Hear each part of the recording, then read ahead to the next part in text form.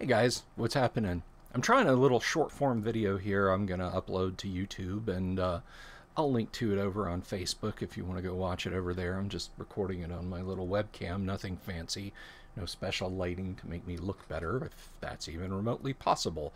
Anyway, I have been doing a little project this weekend that has inspired me to do more on it, in that I have gotten a basic programming uh,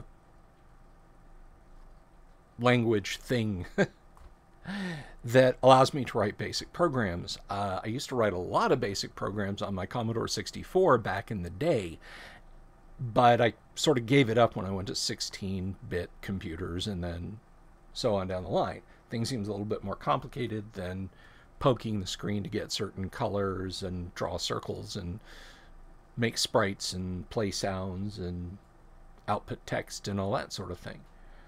But I found a fairly vanilla basic interpreter to write some code in, and so what I'm working on right now, and I've written one thing in it before. My skills are not quite as rusty and crusty. It was actually last summer, and I'll share that with you guys if you're interested. But what I have on deck right now is a little program that I'm calling Gembag for First Edition AD&D Dungeon Masters. And what I'm doing with it is it's taking the kind of onerous job of having lots of gems to generate, and then determining the relative value of each and what kind it is, and even how big it is or isn't. Because it's kind of a hassle. It can kind of put the brakes on a game if you're talking to a party about thousands and thousands of gold found. It seems to me that when you say you found some gems, they want to know exactly how many and exactly what they might be worth on the open market. So what I'm working on right now is a program to kind of do all the heavy lifting for the DM. Now, you might ask me, well, Bill, don't you have that in Dungeon Master's Assistant Volume 2, Characters and Treasures? And yes, you do. But unless you're working with a 32-bit version of Windows, you've got to run them through DOSBox. And with DOSBox, the problem becomes that you can't clip to the clipboard from DOSBox, and the format that it's saved in can be kind of a pain in the ass to dig out, convert, and copy and paste into campaign notes if you're into that sort of thing.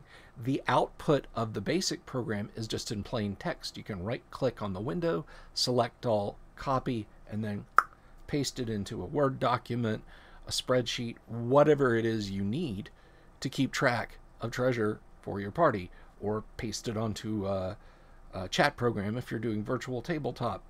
And there's not anything really out there right now that seems to do it that simply and that completely. So that's what I'm kind of working on right now. I'll let you guys know more as I make more progress. I've got it basically working so it won't halt and catch fire. Little reference for you there.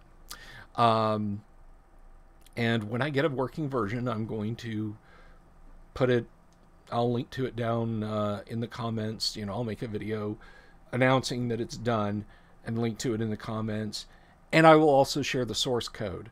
So if you want to build onto it, if you want to make it work for a different edition, have at it.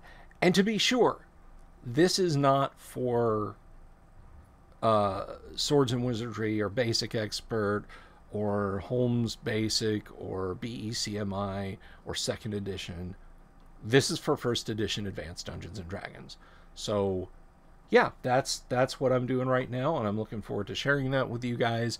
Thank you all for checking the video out, and hey, have a great day.